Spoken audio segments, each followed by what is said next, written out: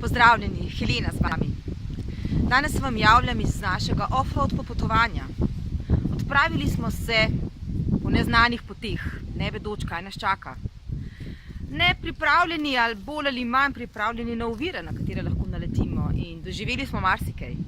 Doživeli smo težke vzpone čez hribe in naleteli na čudovite razglede. Naleteli smo na take ceste, kot so tukaj, na blatne ceste sredi gozda, za katere smo v življenju bolj ali pa manj opremljeni.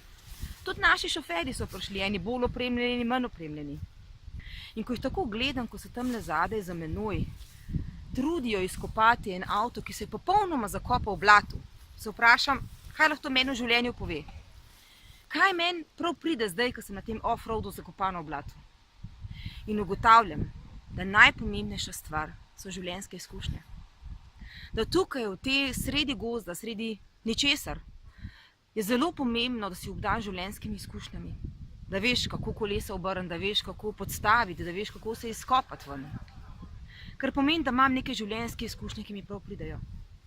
In druga zadeva, ki je zelo pomembna, je, da imam pravo opremo.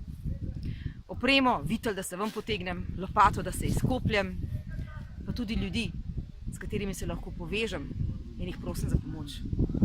In enako je v življenju. V življenju rabimo veliko življenjskih izkušenj, da smo kos izzivom, ki nam življenje prinaša. Rabimo pravo opremo, da se soočimo z konflikti, da se soočimo z zoprnimi življenjskimi situacijami, da se soočimo s stresom, strahom, z nemočjo, z ovirami, ki se nam zdijo nepredstavljive. In ko ratejo nepredstavljive, potrebujemo še ljudi ob sebi. Zato jaz pravim, NLP je odgovor, saj zame je bil. Znanje za življenje. Znanje, kako se soočati z neprijetnimi življenjskimi situacijami. Znanje, kako se povezati z drugimi ljudmi, da mi bodo pomagali in da bom jaz v njih videla najboljše in oni v meni. In orodja, kako se soočati s stresom, strahom in živim blatom, kot naši kolegi tam dol. In kot slišite, reševanje je uspelo, tako da se poslavljam, ker mi odhajamo naprej.